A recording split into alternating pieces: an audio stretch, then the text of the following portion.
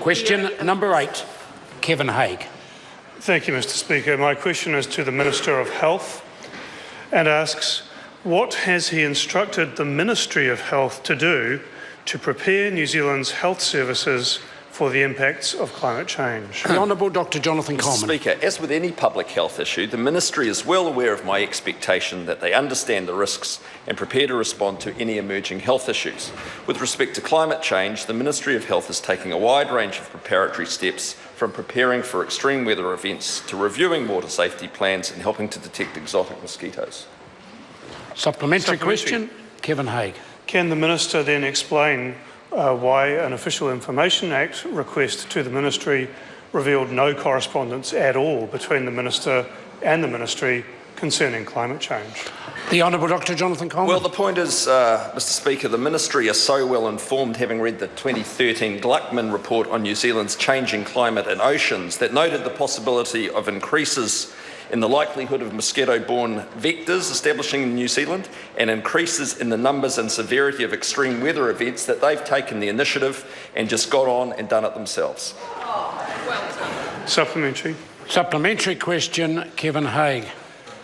Which of the predicted serious health effects on New Zealanders caused by climate change is he most concerned about? Waterborne diseases such as Giardia and Salmonella, tropical diseases such as malaria or dengue fever, or something else? And what specific actions has he taken as Minister to avoid those? The Honourable Dr Jonathan Coleman. Well, Mr. Speaker, I think the things we should be concerned about are things like increasing incidence of diseases like salmonellosis, cryptosporidiosis, which in warmer climates do start to increase. But of course, the Ministry has the expertise to gear up for that. They're doing that. They've also developed a series of environmental health indicators, and they are undertaking surveillance to detect and gather evidence on the potential effects. So, look, we've got a lot of expertise in there. We've got 1,150 people, and some of them are working on these things that you're very, very concerned about. Supplementary. Supplementary question, Kevin Hague. Thank you, Mr. Speaker.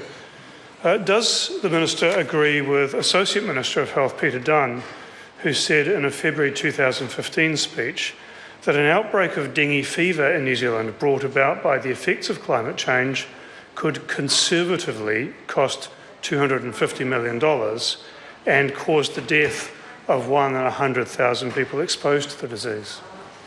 Mr. Speaker, the Honourable Dr Jonathan Coleman. I haven't seen those figures, but I'm sure Mr Dunn was basing them on reputable research, and that is, as I said in my original answer and subsequent supplementary answer, that the Ministry has been working on mitigating the increased likelihood of mosquito-borne diseases, of which dengue fever is one. Supplementary. Supplementary question, Kevin Hague. Thank you, Mr. Speaker. In the face of these serious predicted health consequences of climate change, what representation specifically has he made to his Cabinet colleagues to call for at least a 40% reduction on 1990 emissions by 2030, as called for example, by the New Zealand College of Public Health Medicine? The Honourable Dr Jonathan Coleman. Mr. Speaker, I've been so busy dealing with Southern DHB, with increasing the numbers of elective surgeries, increasing the numbers of appointments, reading these letters that Mrs King is sending me, preparing for the launch of the under-13s free GP visits on the 1st of July, that actually I haven't got around to doing that. Sorry. Question number 9. Order.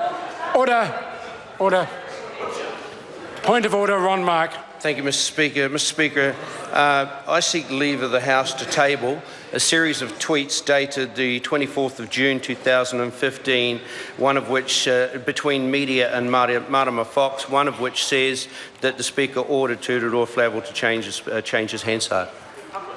Order. I seek their leave. Listen, I'm going to put the leave, and the House will decide. Leave us all to table those series of tweets. Is there any objection? Yep. There is objection. Question number 9, Dr Megan Woods.